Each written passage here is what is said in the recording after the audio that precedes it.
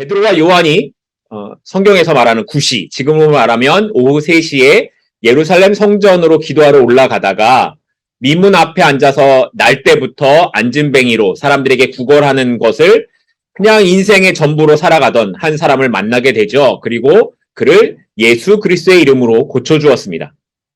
그 일로 인해 사람들이 베드로와 요한을 붙잡게 되고 성전 안에 있는 솔로몬 행각이라는 곳에서 이제 말씀을 듣게 되죠. 그런데 그때 말씀을 듣고 예수님을 믿은 사람의 숫자가 얼마라고요? 남자만 5,000명이나 되었다고 합니다. 그런데 이런 일들이 일어날 때에 성전에서 이런 것이 일어나는 것을 본 종교 지도자들이 급하게 달려와서 베드로와 요한을 붙잡고 옥에 가두었습니다. 그리고 그 이튿날 그들을 공회 가운데 세워서 도대체 너희가 누구의 이름으로 무슨 권세로 이런 일을 했냐고 질문을 했습니다.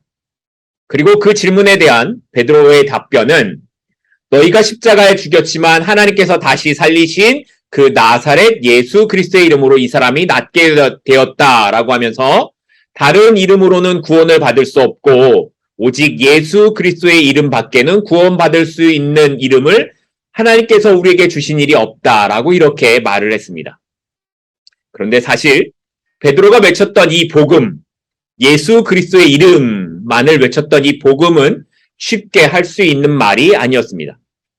대제사장을 비롯한 종교 지도자들이 둘러싸고 있는 이 공회 한가운데 서 있는 자신의 모습은 마치 예수님께서 십자가에 달려 죽으시기 전에 그들, 이 종교 지도자들에게 잡혀 서 있는 모습, 그들에게 신문받던 것과 같았기 때문입니다.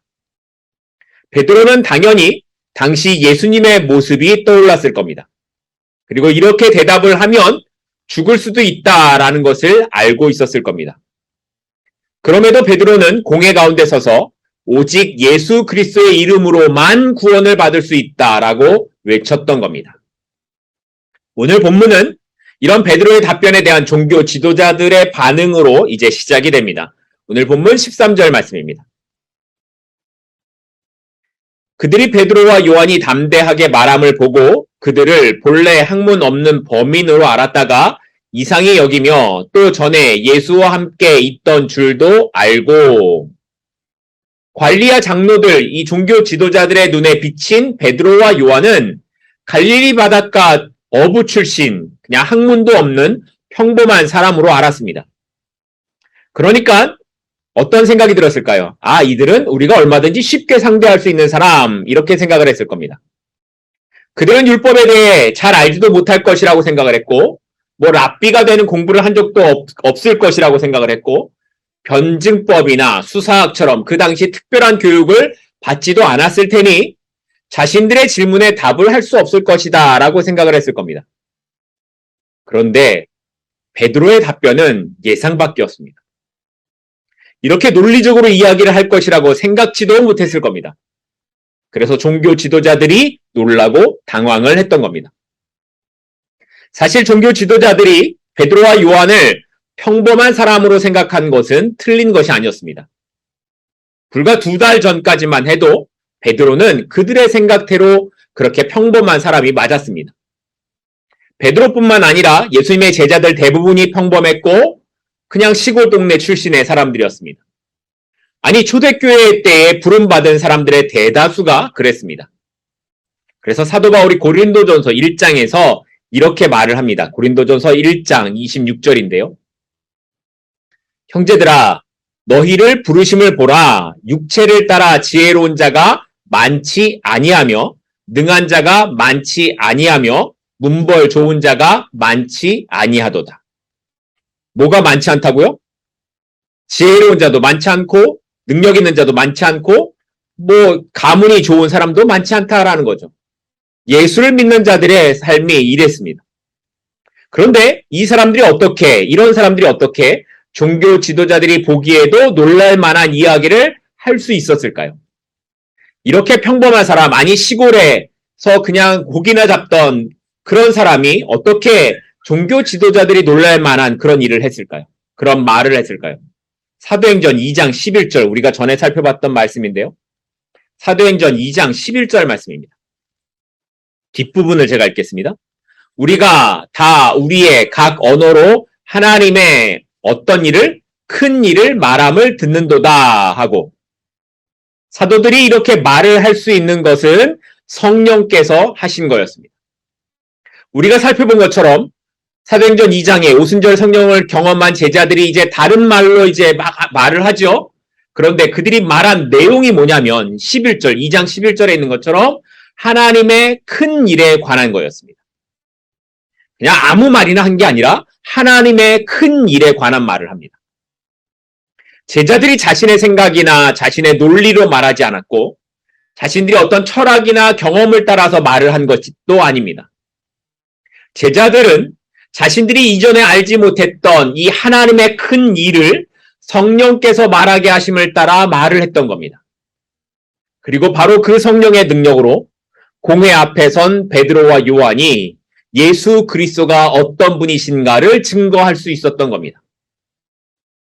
하나님께서는 우리가 뛰어나서 사용하시는 것이 아닙니다. 하나님께서 선택한 사람을 하나님이 뛰어나게 만드시는 겁니다. 우리가 능력 있는 사람이라서 하나님의 일을 하는 것이 아니라 하나님께서 전능하신 능력의 하나님이시기 때문에 우리가 하나님의 일을 할 수 있다라는 겁니다. 우리는 그저 크신 하나님을 붙들기만 하면 우리가 크게 되는 것이지 원래 우리 자신이 큰 것이 아닙니다. 하나님께서 사람들에게 외면을 당하던 한 사람, 성전 앞에서 구걸하던 앉은 병자를 고치시는 일에 베드로와 요한을 택하셨습니다. 베드로와 요한, 그들은 세상 사람들이 보기에 별 볼 일 없어 보였고 인정받을 만한 것이 아무것도 없는 사람이었습니다. 그런데 하나님께서 그들을 사용하시니까 사람들이 놀라고 예루살렘 도시가 뒤집어지는 일들이 일어나게 된 겁니다. 그래서 이런 일들에 대하여 사도 바울도 경험을 했겠지요. 그래서 사도 바울이 고린도전서 1장에서 이렇게 고백을 합니다.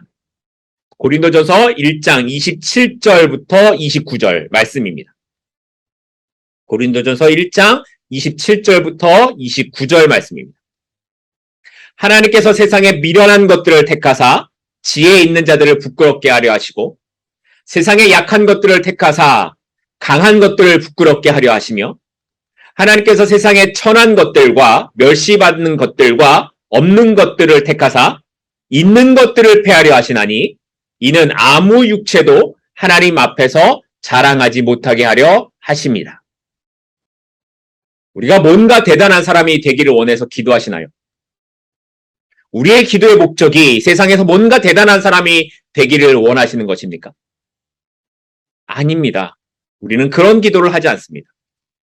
하나님은 대단한 사람이 아니라 미련하고 연약한 사람들을 택하십니다. 세상에 약한 것들을 택하시고 없는 것들과 멸시받는 것들과 천한 것들을 하나님이 택하신다고 합니다. 그러니까 오늘 우리의 약함으로 인해 하나님 앞에 우리가 설 수 있게 된 겁니다.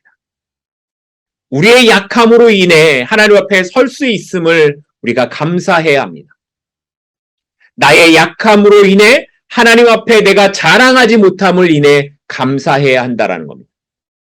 그리고 나의 약함 중에 강함 주시는 하나님을 바라보시고 그 하나님의 손에 붙잡힌 바 된 삶으로 살아가는 저와 여러분들이 될 수 있기를 소망합니다.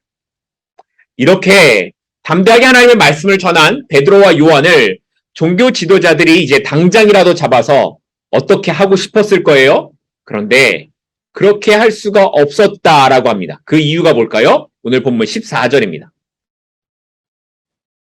또 병 나은 사람이 그들과 함께 서 있는 것을 보고 비난할 말이 없는지라. 뭘 봤어요? 병 나은 사람이 그들과 함께 서 있는 걸 봤습니다. 베드로와 요한이 신문을 받고 있는 자리에 누가 왔다는 말입니까? 병 나은 사람.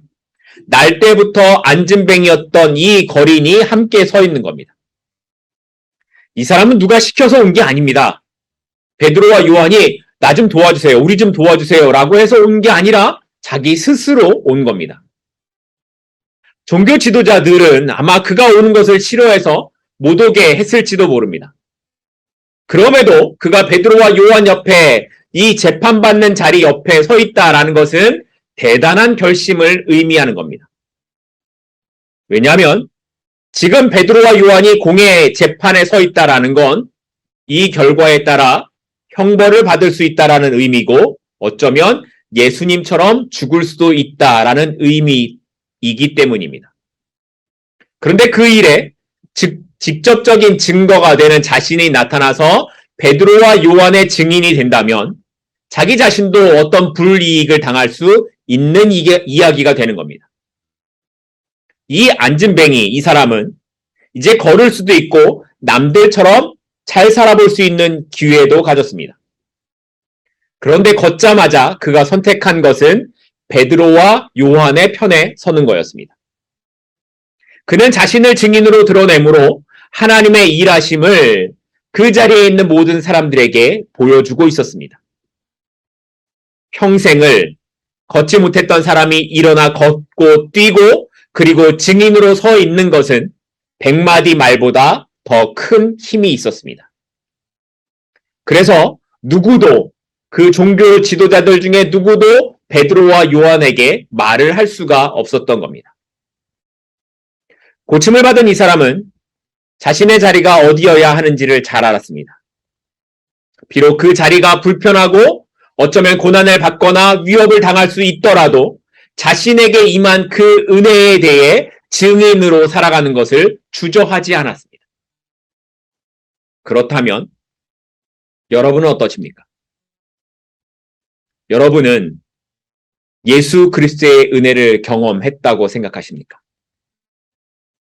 여러분은 그 은혜 아래 살아간다고 확신하십니까? 안진뱅이가 경험한 그 은혜보다 더 큰 은혜, 그 은혜가 나에게 있음을 확신하십니까?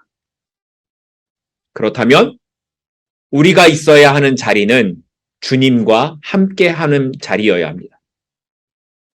은혜를 경험하고도 주님 옆에 서지 않으면 그는 참된 은혜를 알지 못한 사람이고 세상의 길로 돌아간 불쌍한 인생에 지나지 않을 뿐입니다. 그러나 이 주님 옆에 서는 것은 대단한 용기가 필요합니다.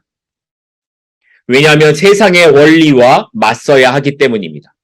왜냐하면 세상에 대해 나를 죽어야 하기 때문입니다. 그럼에도 신자는 주님의 은혜를 알기 때문에 주님과 함께 서는 사람입니다. 주님과 함께 서서 나를 세상 가운데 보여주고 주님의 일하심을 세상에 나의 삶으로 보여주는 사람이 바로 신자이기 때문입니다. 자, 이렇게 안진뱅이로 살던 사람이 이제 베드로와 요한 옆에 서서 증거를 보여주니까 종교 지도자들은 아무런 말도 할 수가 없었습니다. 더 이상 비난할 말을 찾지 못하게 된 겁니다. 그러면 종교 지도자들의 마음이 좀 바뀌었으면 좋겠는데, 그런데 이들은 그럼에도 불구하고 자신들의 눈으로 확인했음에도 불구하고 자신의 마음을 바꾸지 않습니다. 오늘 본문 15절, 16절 말씀입니다. 명하여 공회에서 나가라 하고 서로 의논하여 이르되 이 사람들을 어떻게 할까? 그들로 말미암아 유명한 표적 나타난 것이 예루살렘에 사는 모든 사람에게 알려졌으니 우리도 뭐 할 수 없다고요? 부인할 수 없는지라. 부인할 수 없는 증인이 공회에 나와 서 있는데도 불구하고 종교 지도자들은 이걸 받아들이지 않습니다. 아니, 오히려 사도들을 잡아넣을 명분이 없는 것만을 안타까워하고 있죠. 그래서 베드로와 요한을 나가 있으라고 한 다음에 자기들끼리 의논을 합니다. 이 사람들을 어떻게 할까? 이것이 그들에게 주어진 풀 수 없는 문제가 되었습니다. 자기들 마음대로 하면 베드로와 요한을 감옥에 넣고 사형을 시키기도 싶었겠지만 온 백성이 지켜보고 있고 확실한 증인까지 거기에 있습니다. 그렇다고 이 사도들을 풀어주자니 자기들의 위신이 안 서는 것 같고 권위도 없는 것 같고, 그렇다고 이 사람들을 잡아 넣자니 백성들이 다 들고 일어날 것 같은 딜레마에 빠진 겁니다. 그래서 뭐라고 말했어요? 자기들끼리 우리도 부인할 수 없다라고 얘기하는 겁니다. 그러나 그들의 모습은 거기까지였습니다. 그들은 부인할 수 없는 증거를 봤음에도 믿음으로 가지 않습니다. 주님께로 나아가지 않죠. 자기들도 부인할 수 없는 병 나은 사람의 증거가 거기에 있음에도 불구하고 그들의 삶이 믿음으로 반응하지 않습니다. 왜 그들은 부인할 수 없는 진리를 받아들이지 않았을까요? 그것을 인정하게 되면 당장 자기들에게 돌아올 현실적인 불이익이 더 많았기 때문이었을 겁니다. 사람들은 자기에게 뭔가 손해가 오는 것 같으면 진리인 줄 알면서도 거부합니다. 기적을 보여주었지만 그걸 본다고 사람들이 다 믿지 않습니다. 아무리 기적이 나타나도, 아무리 뭔가 대단한 것이 보여도 자기에게 손해가 되는 것 같으면, 자기의 삶에 손해가 끼쳐질 것 같으면 그 진리를 거부하고 조작으로 몰고 갑니다. 사람들은 다 그렇습니다. 그래서 사도 바울이 로마서에서 이런 말을 했어요. 로마서 1장에 있는 말씀인데 제가 세 군데 구절을 읽습니다. 로마서 1장 24절, 또 26절, 28절입니다. 로마서 1장 24절, 26절, 28절입니다. 그러므로 하나님께서 그들을 마음의 정욕대로 더러움에 내버려 두사 그들의 몸을 서로 욕되게 하셨으니, 로마서 1장 26절입니다. 이 때문에 하나님께서 그들을 부끄러운 욕심에 내버려 두셨으니, 또 로마서 1장 28절입니다. 또한 그들이 마음에 하나님 두기를 싫어하며 하나님께서 그들을 상실한 마음대로 내버려 두사 합당하지 못한 일을 하게 하셨다. 이 짧은 구절 안에서 사도 바울은 3번이나 반복해서 뭘 이야기합니까? 내버려 두셨다. 그만큼 하나님의 목적이 분명하다는 겁니다. 세상에는 하나님의 간섭과 징계를 받고 회개하는 사람들이 있는가 하면 계속 고집을 부리고 제 갈 길로 가는 사람들도 있습니다. 아무리 뭔가 보여줘도 듣지 않습니다. 그러면 하나님께서 어떻게 하신다고요? 내버려 두십니다. 나중에는 불의한데도, 분명히 그들의 삶이 불의한 길로 가는데도 하나님은 그들을 형통한 채로 내버려 두실 수도 있습니다. 그러면 사람들의 생각에 나는 만사 형통하구나 이렇게 생각합니다. 자기의 뜻대로 잘 풀리니 아무 문제가 없는 줄로 압니다. 그러나 내버려 두심 자체가 하나님의 심판입니다. 자신의 마음의 욕심대로 살게 내버려 두시고 하나님을 알기를 싫어하는 마음으로 내버려 두시는 그것 자체가 심판인 겁니다. 왜요? 그들은 자신들이 형통하다고 생각한 그 길로 멸망의 길, 영원한 멸망의 길을 향해 가는 것이기 때문입니다. 결국 이 길을 가는 종교 지도자들이 생각해낸 방법은 베드로와 요한을 위협하는 것뿐이었습니다. 오늘 본문으로 와서요, 18절 말씀입니다. 오늘 본문 18절입니다. 그들을 불러 경고하여 도무지 예수의 이름으로 말하지도 말고 가르치지도 말라 하니, 말하지도 말고 가르치지도 말라고 경고를 합니다. 우리 속담에 이런 말이 있죠. 손바닥으로 하늘을 가릴 수 없다. 넓은 하늘을 손바닥으로 가릴 수 없는 것처럼 결국에 드러나게 될 사실을 얕은 수로 가리려고 해봐야 소용이 없다라는 말입니다. 그런데 종교 지도자들은 그럴 수 있다고 믿었던 것 같습니다. 이미 드러난 일인데 제자들을 위협하기만 하면 자기들의 생각대로 될 것이라고 믿었던 겁니다. 마음이 닫혀지면 분명한 사실에 대해서 볼 수가 없습니다. 그리고 거짓을 참이라고 믿고 우기기까지 합니다. 그 모습이 제사장이고 장로고 종교 지도자들이었습니다. 자기들 말대로 그들은 율법에 대해 잘 아는 사람들이었습니다. 그런데 정작 하나님께서 하신 일에 대해 그들은 눈을 감고 마음을 닫습니다. 그리고 자신들의 뜻대로 할 수 있다고 하늘을 가리며 그렇게 살아가고 있는 겁니다. 그런데 우리가 아는 것처럼 인간은 하늘을 가릴 수 없습니다. 하물며 그 하늘을 만드신 하나님을 가리는 것은 더더욱 불가능합니다. 인간의 능력은 기껏해야 자기 자신의 눈을 가릴 뿐입니다. 그런데 그런 인간의 헛됨이 어떠냐면 그렇게 자신의 눈을 가리고선 나는 하늘을 가릴 수 있다고 생각하며 살아간다라는 겁니다. 하나님의 뜻은 결국에 드러나게 될 것입니다. 하나님의 일하심과 능력은 결국에 드러나게 될 것입니다.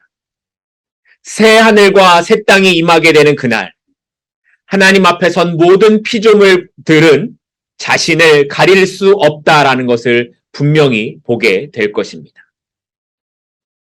그러면 이제 베드로와 요한은 종교 지도자들의 이런 협박에 대해서 어떻게 반응했을까를 한번 보도록 하겠습니다. 오늘 본문 19절, 20절 말씀입니다. 베드로와 요한이 대답하여 이르되 하나님 앞에서 너희의 말을 듣는 것이 하나님의 말씀을 듣는 것보다 옳은가 판단하라.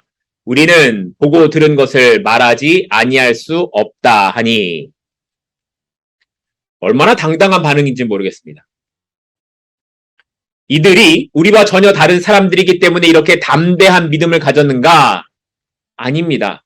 우리가 아는 것처럼 이 제자들도 원래는 두려워하고 도망쳤던 사람들입니다. 그러나 그들이 성령 충만함을 입게 되자 그들은 담대하게 복음을 이야기했던 겁니다. 베드로와 요한이 이 종교 지도자들에게 뭐라고 얘기를 합니까? 옳은가 판단하라 이 말을 합니다. 너희가 각자 알아서 잘 분별해봐라 뭐가 옳은지. 너희들이 영적인 지도자가 아니냐? 그러면 좀 잘 판단해봐라. 사람들의 눈치를 보고 정치적으로 판단하지 말고 영적으로 하나님의 말씀 앞에서 한번 잘 생각해 보라고 말을 하는 겁니다. 제자들이 말한 선택의 기준은, 판단의 기준은 오로지 하나님이었습니다. 아무리 세상이 경고하고 위협한다고 해도 그들은 하나님의 말씀과 부합하지 않으면 베드로와 요한이 사도들에게 아무 힘도 없다라고 말하고 있는 겁니다. 그런데 베드로와 요한이 말했던 이 고백, 무엇이 옳은가, 하나님의 말씀 앞에서 무엇이 옳은가 판단하라 라는 이 말은 지금 우리들이 볼 때는 당연한 선택처럼 들릴 수도 있지만 사실 쉽지 않은 결정이었습니다. 하나님의 말씀을 듣겠다라는 선택은 그들에게 시련과 환난을 의미하는 것이기 때문입니다. 앞에서 말씀드렸던 것처럼 그들 앞에 서 있는 공회원들은 당시 최고의 권력자들이고 불과 2달 전에 예수님을 십자가에 못 박아 죽였던 사람들입니다. 그런데 그런 사람들을 앞에 두고 나는 당신들의 말이 아니라 하나님의 말씀만을 듣겠다라고 하는 것은 그냥 죽음을 각오하는 말이었던 겁니다. 그러나 그럼에도 불구하고 사도들은 옳은 것을 선택했습니다. 너희도 알지 않냐? 하나님의 말씀을 듣는 것이 옳다라는 것을 너희도 알지 않냐라고 이렇게 고백하고 있습니다. 우리의 삶에는 선택의 기준이 항상 있습니다. 내가 어떤 것을 선택할 것인가 할 때는 각자가 가진 어떤 기준이 분명히 있습니다. 그러면 신자가 선택하는 그 기준은 어떤 것이어야 합니까? 그건 오직 하나님이어야 합니다. 우리가 선택을 할 때 무엇을 하든지 어떤 길로 갈지 선택을 할 때 신자의 기준은 언제나 하나님이어야만 합니다. 그러면 하나님을 기준으로 삼고 산다는 것은 어떤 의미일까요? 그건 말씀을 듣고 그 말씀에 따라 사는 것을 의미합니다. 하나님의 말씀을 듣는다는 것은 그저 듣는 것만이 아니라 내가 하나님의 말씀대로 따르겠습니다, 살겠습니다를 결정하는 그것을 의미합니다. 그런데 문제는 우리의 삶에서 그런 삶을 사는 것이 쉽지 않다는 데 있습니다.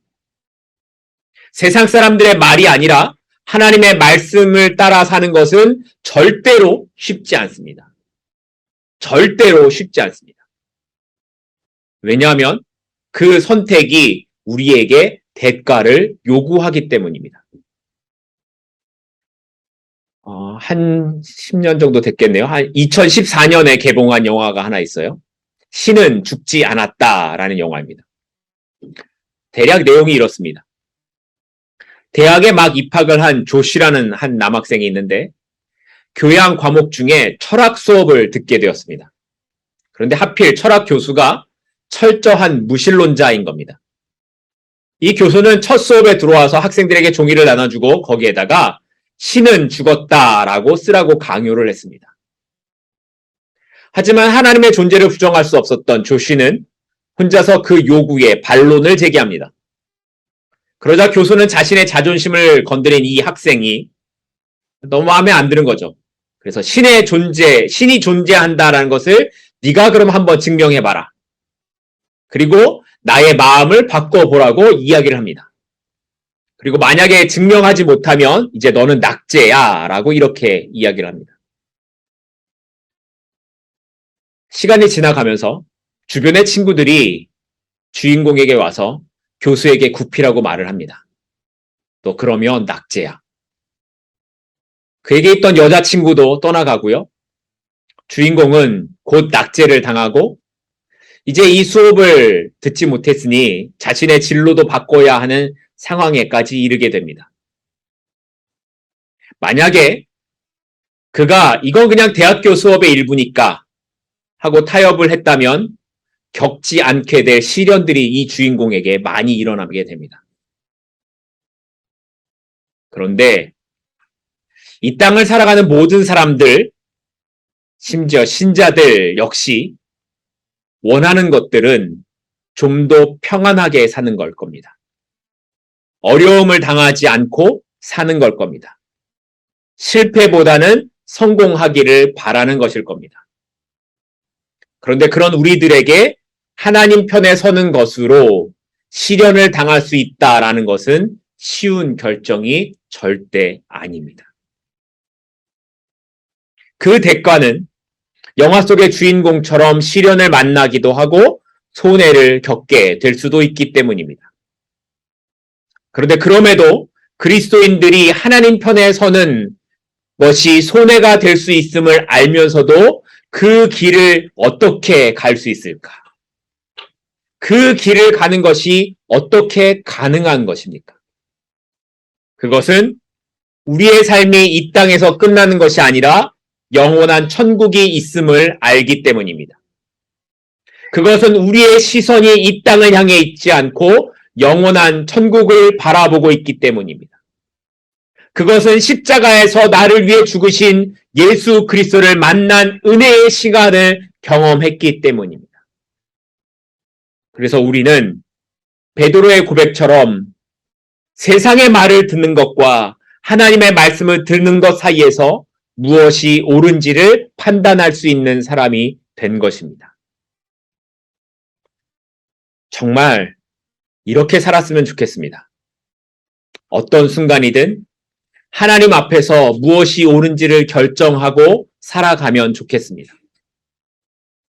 좋아 보이는 세상의 소리와 세상의 모습이 아니라 아무것도 없는 중에서 모든 것을 창조하시는 하나님의 소리를 듣고 살아가는 인생이 저와 여러분이 되기를 소망합니다.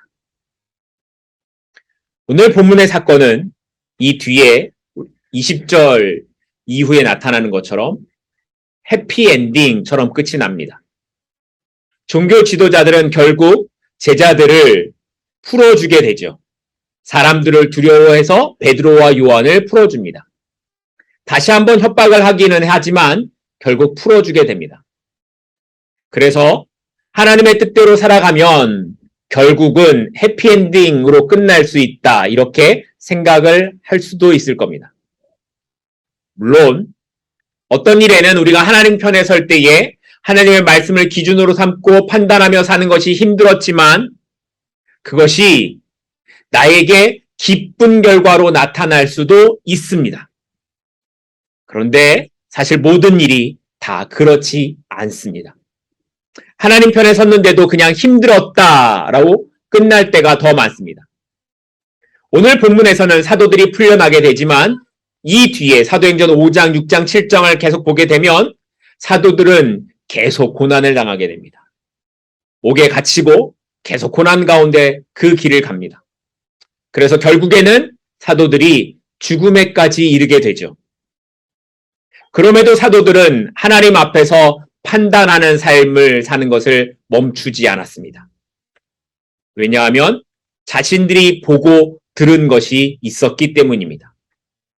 우리는 우리가 보고 들은 것을 전하지 않을 수 없다. 그래서 사도들은 그 길을 계속 걸어갔던 겁니다. 그리고 그들이 걸어가는 그 길에 그들이 경험했던 예수 그리스도께서 그들과 함께 하셨습니다. 오늘 그 사도들이 경험했던 예수 그리스도께서 여러분과 함께 하심을 믿으십니까? 그리고 그 주님께서 우리에게 이렇게 묻고 계시는 것을 들으실 수 있으면 좋겠습니다. 너는 어느 편에 서기로 했니? 여러분은 어느 편에 서서 살아가시겠습니까? 기도하겠습니다.